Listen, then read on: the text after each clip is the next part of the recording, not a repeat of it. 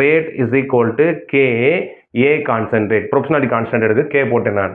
இது ஒரு 0 ஆறனால இங்கே 0 போட்டேன். நமக்கு மேக்ஸுக்கு தெரியும் any power 0 வந்து என்னதுமா ஆன்சரு 1. அப்போ என்ன ஆகுது அப்படின்னா A power 0 is equal to 1 மாறிடுது. What is rate? minus dA by dt is equal to K மட்டும் நிற்கிது. இந்த டேர்ம் வந்து 1 மாறுது. இது ஒன்று மட்டும்தான் அந்த ஃபர்ஸ்ட் ஆர்டருக்கும் 0 ஆர்டருக்கும் உள்ள டிஃபரன்ஸ். நல்லா தெரிஞ்சுக்கோங்க, இங்கே தப்பு விட்டுறாதீங்க. 0 ஆர்டரை பொறுத்த வரைக்கும் இங்கே எனி பவர் 0 வரும்போது அந்த டேர்ம் 1 ஆயிரும். அந்த ஏ இங்கே இருக்கவே இருக்காது, 1 மாறிடும்.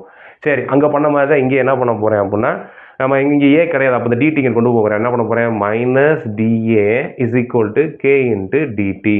இன்டகிரேட் பண்ணணும், அப்போ லிமிட் வைக்கணும், இன்டகிரேஷன் பண்ணிடுவோம். நெகட்டிவ் வெளியே கொண்டு வந்துடுறேன். T of A is equal to அதே மாதிரி இங்கே கே வெளியே கொண்டு வந்துடுறேன். டிடி லிமிட் என்னது? இங்கே 0 to t. அதே தான், அதே மாதிரி ஏ நாட் டு என்னது நம்ம ஏன்னு பார்க்க போகிறோம். சரி, இன்டகிரேட்டில் டி ஆஃப் ஏ என்ன ஃபார்முலா அப்படின்னா ஏ அப்படின்னு தான் வரும். ஏற்கனவே வெளியே மைனஸ் இருக்குது, கீழே வந்து லோயர் லிமிட் வந்து ஏ நாட், அப்பர் லிமிட் வந்து ஏ இஸ் ஈக்குவல் டு கே. இது என்னவாகும்? டிஆர் தான் மாறும், 0t. ரைட், எப்படி பண்ணணும்? சப்ஸ்டிட் பண்ணணும். அப்பர் லிமிட் மைனஸ் லோயர் லிமிட்டாக போடணும். அப்போ கவனிங்க, அப்பர் லிமிட் என்ன வருது நமக்கு? ஏற்கனவே மைனஸ் இருக்குது, A concentrate minus minus of A naught concentrate அப்படின்னு வரும். புரியுதா உங்களுக்கு?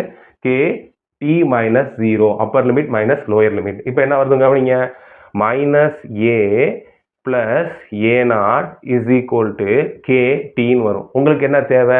கே தான் தேவை.